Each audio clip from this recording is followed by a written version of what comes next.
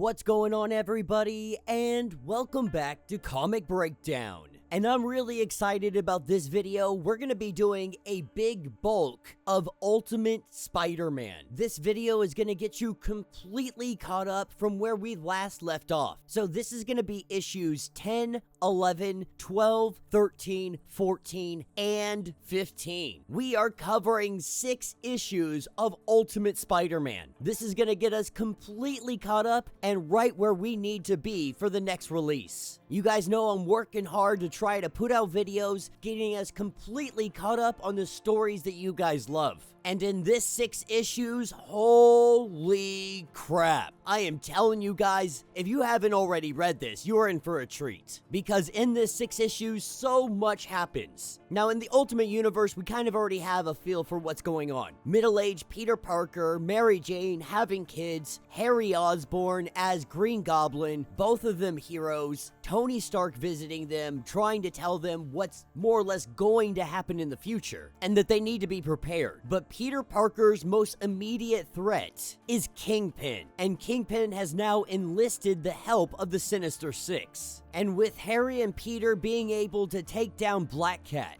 5 more remain. So, make sure you guys have subscribed to the channel, make sure that you like this video, and with that being said, let's dive into this breakdown.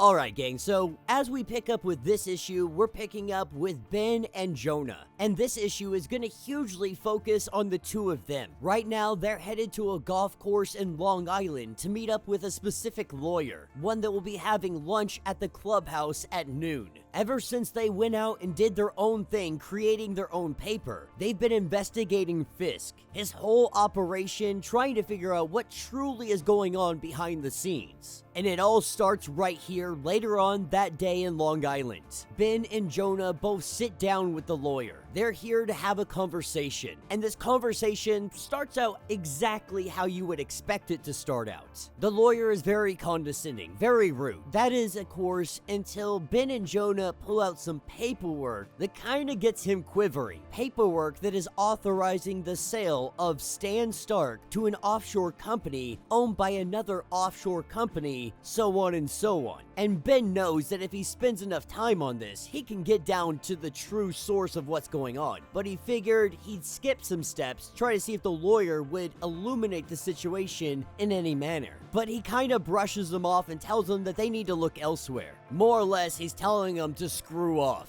And with security showing up, that's exactly what they do. But they understand the situation. As we pick up a week later, they're starting to piece it all together. Stan Stark had sold to a holding company called TSSC. Then it was purchased by another offshore company by the name of Dinos. From there, it splits into 2 different companies. This thing breaks apart so many times. And over a 30-day period, it is continuously bought. So every 30 days, someone's buying this property, buying and selling, buying and selling, buying and selling. But it appears that it all ends up at Oscorp. That's what takes us to 1 week later. We pick up at Oscorp Industries. Miss Gwen sitting at her seat having a conversation with Jonah and Ben. And Gwen is very direct. And so Jonah spills it all out for her, lets her know exactly what's going on, lets her know that they're going to be running a story soon. One about a company that has been bought and sold time and time and time again, somehow falling under the Oscorp umbrella. This is the implication that Oscorp owns it. And that's the story that they're working on. They know that there was a bunch of technology that was wrapped up into all of this, and now they're wondering what happened to all of it. And why does it all suddenly coincide with people flying through the air in armored suits? The last question, are you the one secretly financing all of this? The only comment she has to make on it is that she wants her money back.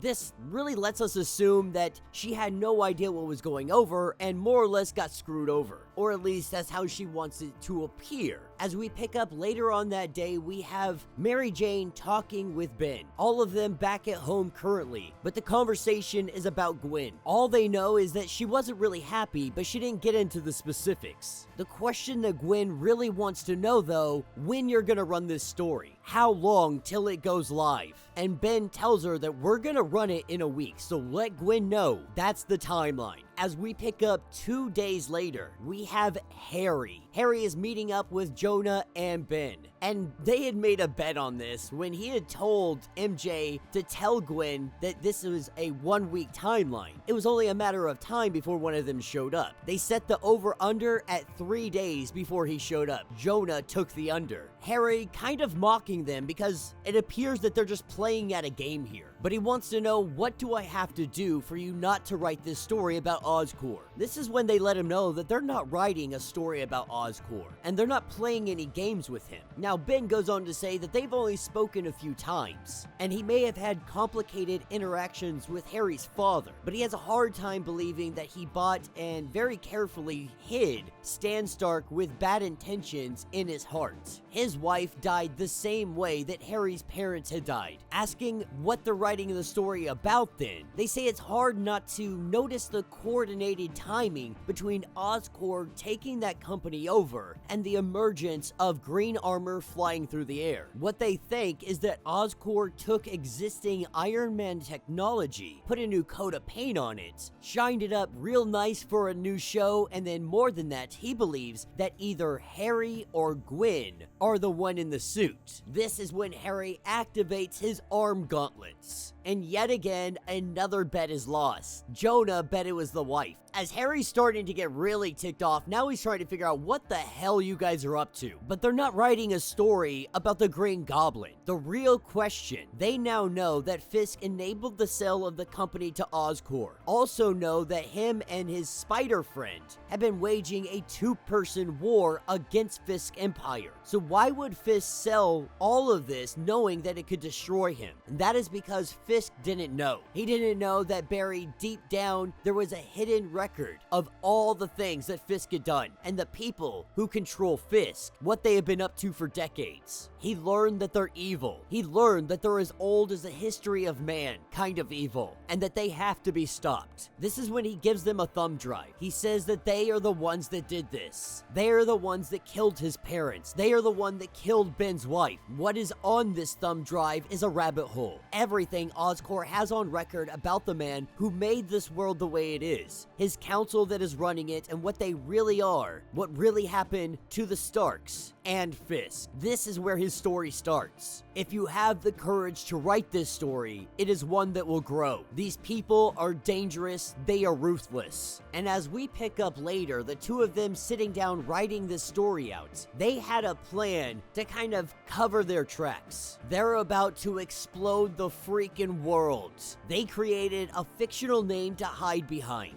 A fictional newsman to throw him off the scent. The most explosive story to release in years. And the author of this story is Ben Reilly. And this is what's going to jump us into issue number 11. We pick up with Spider-Man trying to get a hold of Harry, going as far as reaching out to Otto, trying to figure out what the hell's going on and where is he? He seemed to have just disappeared off the face of the earth. So with Dr. Octavius trying to find him in some way, shape, or form, Spider-Man finds himself currently preoccupied taking down some robbers. Being at the right place at the right time, he swings down, jumps through the window, and starts taking these guys down one by one. And for Spider-Man, these guys are quick work. They are no match for our webbed hero, but they haven't come alone. When he thinks he has this situation handled, this is where we have the arrival of Mr. Negative. This is the first time that the two of them have had a face-to-face confrontation, and Negative is well aware of what Spider-Man is capable of.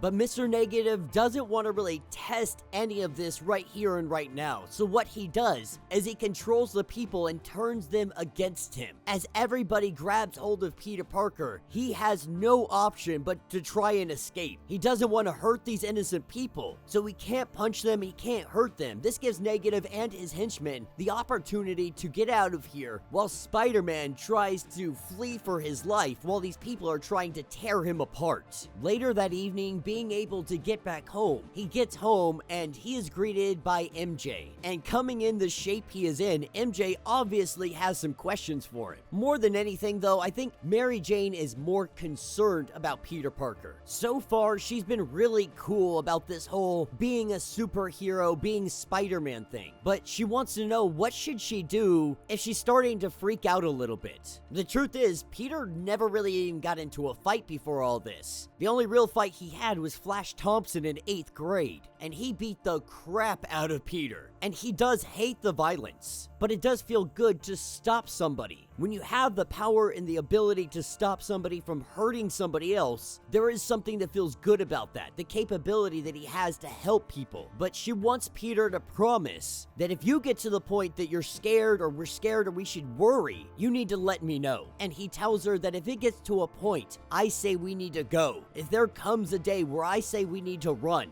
I will let you know when that day comes. But until then, please don't worry. As we pick up with Kingpin, what remains of the Sinister Six. Though Black Cat is here, Black Cat's daughter is now taking over. Mr. Negative is talking about his stalemate with Spider-Man. Knowing that the opportunity wasn't primed up, Spider-Man just got done taking down like 4 of his goons in a matter of 2 minutes. He knew it wasn't the prime opportunity to try and take him down. Kingpin more or less asserting his dominance in this situation, letting them all know that they work for him, that this is his kingdom in rebellion, and they're gonna start carrying their weight and getting things back into order. This is when Ben and Peter sit at Memorial Park and have a conversation. Coming for the memorial of Aunt May, they are putting down some flowers, but they have a very important conversation here. He tells Peter that Aunt May would have loved what you're doing, and he's not talking about Peter's photos. Looking at Peter, Peter immediately knows that Ben knows. It took him about a week to figure it out after they figured out who Harry was. But Ben says, don't tell me. Don't even say it out loud. Never again to anybody. Asking how many people know. Peter says that 6 may be 7 unless Jonah knows. And Jonah doesn't know yet, but he's gonna figure it out eventually. But he tells Peter that you have to try harder to keep this secret. Make some changes, do whatever you have to. But Ben knows that these people are evil, that they have to stand up to it. But before Peter takes off, Ben says one more thing to him. He says that he's old enough. He's lived a good life. He's lived long enough to see the woman he loves buried and gone. And while every day he misses her, he had a good life, that he's fine with whatever happens next. Can Peter say the same thing? And Peter tells him that he can't. Something that maybe Peter should keep in mind. This is what is going to take us into issue number 12. Now, issue number 12 is relatively uneventful. This is mostly focused around Christmas time. And right now, everybody is showing up. Ben, Jonah, Peter's here, MJ's sister, Gail is here, the whole family. Everyone has shown up, everyone's here to have a good time. And we see kind of the relationship dynamics of everybody. MJ and Gail have been at each other's throats for a very long time, but through the course of this issue, we really see them make up. Now, we don't need to dive too much into the dialogue of what is happening here. This is really just relationship building, kind of character building on the individuals that are in these stories. How their lives are all intertwined. Really though, this is one of their last moments of peace before everything goes chaotic. Throughout this whole night, little May was trying to let her mother know that Gwen Stacy had been calling. The whole night she had been ignoring this. That is until she finally answers the phone. And Gwen has been trying to get a hold of them all night long. She hasn't heard from Harry in 6 days. Now she needs to know, does Peter have any idea where he is? This is when Peter kind of goes silent. MJ goes to grab him and notices that this isn't Peter. He turns around, his eyes as black as the night, and he says, "Merry Christmas." Elsewhere, what we see is Kraven the Hunter. Kraven has gotten hold of both Harry and Peter. He has them chained up, hooked to IVs, keeping them alive, torturing them. And this is just the beginning of their pain. Alright gang, so as we dive into issue number 13, we're picking up with The Hunt. With Harry and Peter both missing, there's a new Spider-Man that is swinging from the rooftops. This Spider-Man is young Richard Parker, and he's doing so using the Venom AI suit, with this being an almost identical copy of Peter Parker. He's here to protect the family, and with Peter gone, it appears that his son is starting to take up the mantle. At this point, Peter Parker has been gone for 2 months, but the suit really gives him some reassurance, letting him know that if I know your dad at all, he's a fighter, that he'll get up from whatever he's knocked down from. In a way, he can almost sense him, though he can't track him. He did tell him a few months ago that if he wanted to, he could inject a trace amount of himself into their bloodstream, and he would be able to find them that way. But Peter was against it at the time. This is what takes us to the kingdom of the Mole Man. Below Staten Island, we have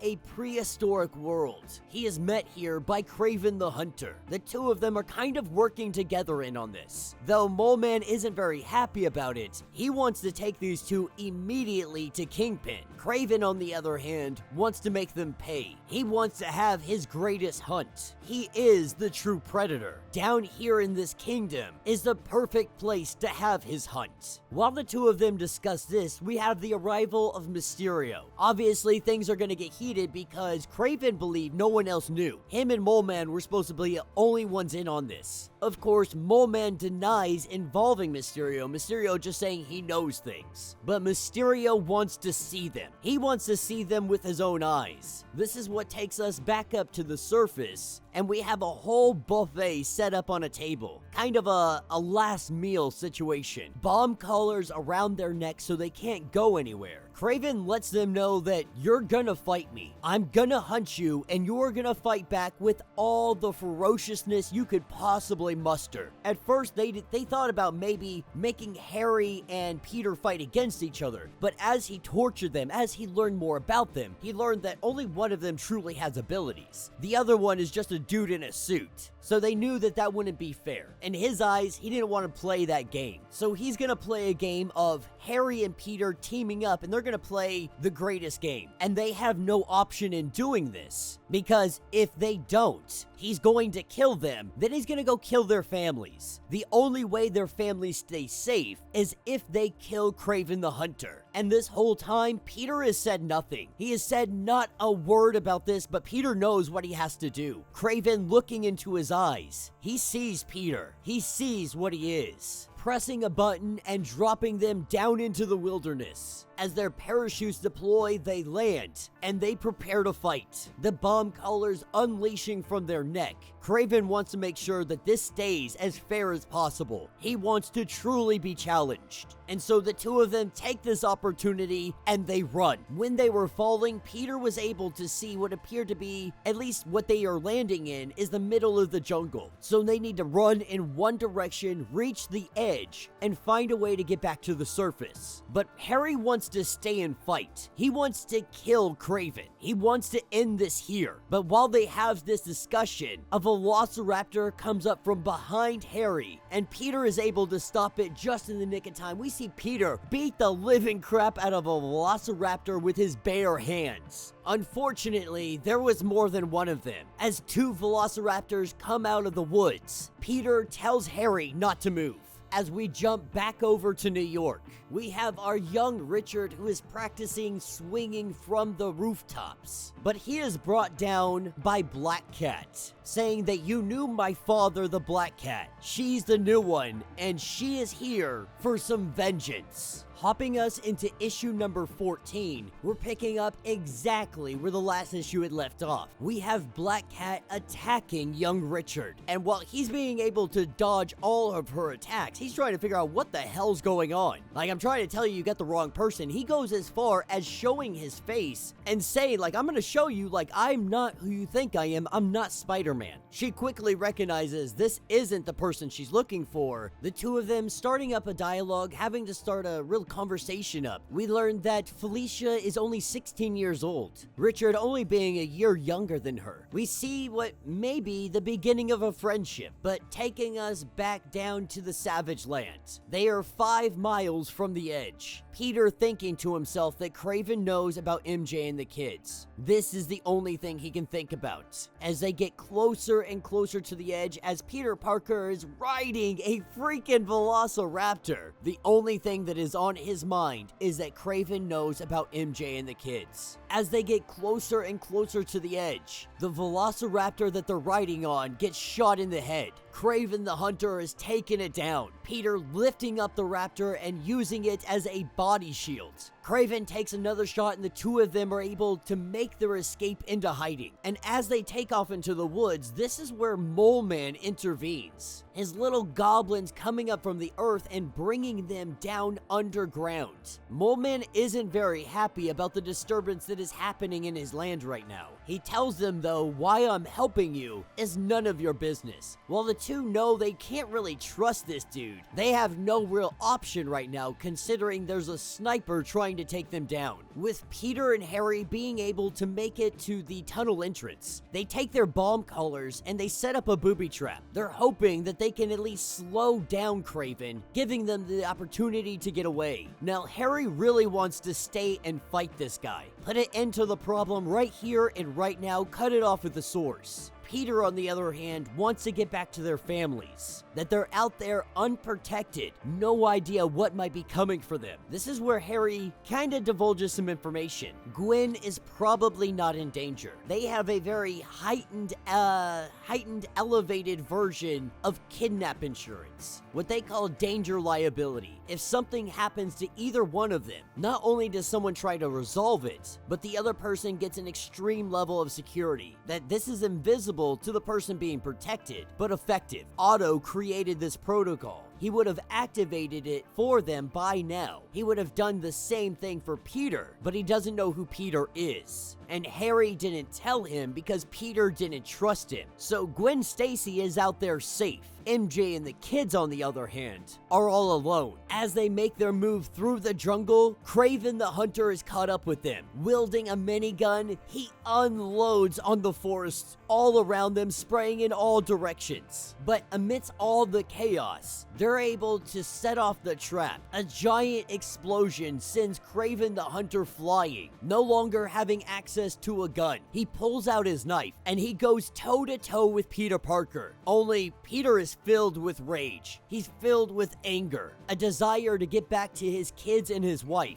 There is nothing that is going to stop him. That includes Kraven. He tells Kraven that there's only one way this ends. You hurt us, you bleed us, you learn everything you can about us, but you didn't really comprehend what you were hunting. Did you really think that you could kill someone like me with a gun? More than anything, Peter understands now. He knows what the line is, because Kraven crossed it. As he sits atop Kraven and beats the living hell out of him, Harry tells him to do it, to finish it, but Peter restrains himself. He stops himself, he holds himself back. Harry tells him that you can't stop, that he's a killer. This is what he does and he's not gonna stop until he wins. It's gonna be either him or us. While Peter is arguing with him, Kraven was able to reach for his pistol. He lifts up his revolver and he fires, going right through the stomach of Peter. He's confused. He didn't feel any danger, and that's because Kraven wasn't aiming at Peter. Peter just got in the way. Looking over at Harry, Harry's got a bullet in his brain, lying dead on the ground. Peter lifts up his fist and he pounds away on Kraven. This is when Mysterio shows up. Now, Mysterio says that normally we would be enemies, as our allegiances demand this, but in this moment that's not the case, because he's more interested in him than he is Peter Parker. He's more interested in Kraven. If Kraven dies, that means Mysterio's full attention would be on Peter Parker. So we have to ask, is this really what you want? He tells Peter that this is your opportunity. Run now. Run home, take off, get out of here. You couldn't save your friend, maybe you can save your family. With Peter being able to escape, he gets home, blood all over him. He gets to MJ and attorney tells her what happened, that it all went sideways. They all know who they really are. They know their names. They know where they live. They know everything. He tells Mary Jane that it's time to run. This is what takes us to issue number 15, getting us currently all caught up on Ultimate Spider-Man. We pick up with Peter, the kids, and MJ all in an RV, currently in the desert in an RV park.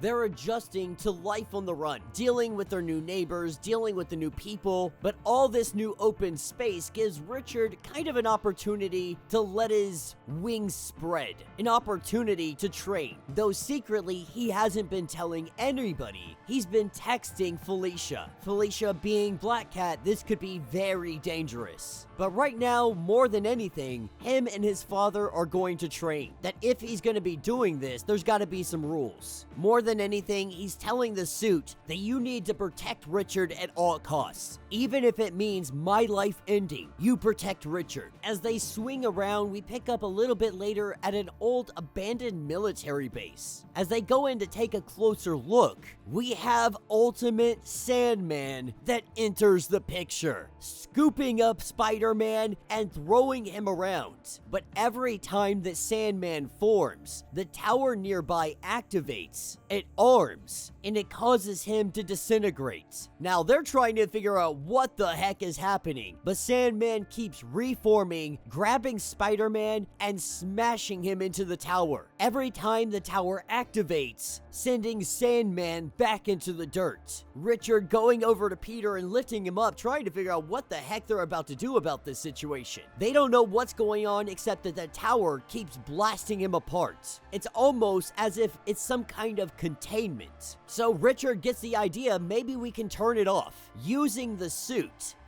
attaches itself to the tower and shuts the thing completely down. In doing so, we see Sandman able to stay informed. The first words that Sandman has ever been able to speak in 3 years. He goes on to explain his story. Just a normal guy who got too curious. They caught him cutting through the fence of this military base. He knew that someone was doing illegal experiments, but he never thought he would become one of them. And when they did it, he became one who could go into the earth. They saw what he had become. The tower was meant to keep him from reforming and regaining his human form. And then they left, trapped and hopeless. But thanks to Spider-Man and Richard, he is finally free. Later on that night, we pick up with Peter and Mary Jane. We have Peter who is doing his weekly check-in with Ben, finding out what's going on. They have to use code because they don't trust anything, but he's finding out that everything's fine. More than that, there's something going on here. Ben reassuring him that everything's on the up and up, that they're gonna check in next week. Right now, Ben and Jonah, they're dealing with a bigger problem. The attorney and Kingpin have shown up. They've come to say that they've been reporting lies, untruths as they call them. But this is where Kingpin shows them. Tomorrow, the Daily Bugle is going to be running a story about the reckless owner-operators of the paper. Mr. Weasley is here on their behalf to see if they wanted to make a comment. What they're looking at is various well-sourced police and forensic reports confirming the deaths and murders of not so insignificant number of people, all who share the same name, Ben Reilly. Jonah asking the question, you killed every Ben Reilly in New York. Kingpin saying no, he belongs to a global operation. They killed every Ben Reilly on the planet. But you think you can write a story, you think you're changing the world, telling the truth, you think it matters, but it doesn't. Kingpin just wanted them to know that he admires their work. Strong words, they elicit a strong response. But he wants them to keep going. He gives them something to point to, something to pick apart, to reframe, to ridicule, to further his plans. That they'll be a very useful distraction to keep doing what they're doing, but stop hiding behind others. Others that are gonna get hurt because of what you do. Mr.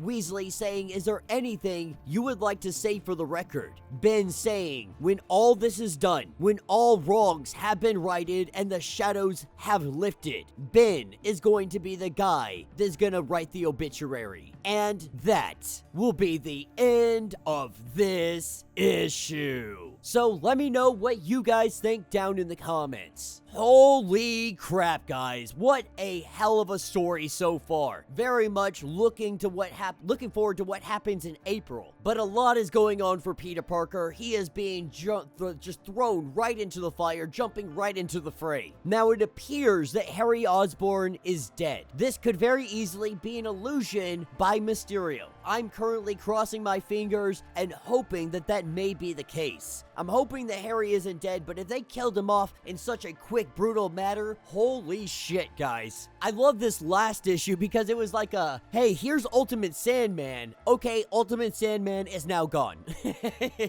But it could come into play later on that he ends up helping Ultimate Spider-Man. And then leaving us off on that cliffhanger of Kingpin killing every Ben Reilly in the world because he's the one that they put on the author of the paper. Absolutely freaking bananas. Things are definitely heating up in the Ultimate Universe. The clock is counting down to the day the Maker returns. Our heroes are running out of time, and now with Peter Parker on the run, with Harry presumed dead, with Kingpin hot on the heels of Ben and Jonah, things are not looking good for our heroes. Let me know what you guys think. Let me know your thoughts. Let me know your theories. If you want to get caught up on everything going on in the Ultimate Universe, go ahead, check out the link in my description as well as the top of this video. It's gonna get you completely caught up on everything going on with this series. If you would like to support the channel, you can always do so by joining the channel membership. Much like Patreon, having multiple different tiers, from $1 to $50, from loyalty badges to comics every single month. Not only are you helping out the channel tremendously, you are getting tons of perks in the process. Now, if you're unable to do this, do me a favor, subscribe to the channel, like this video, hit that notification bell, and with that being said, until the next breakdown.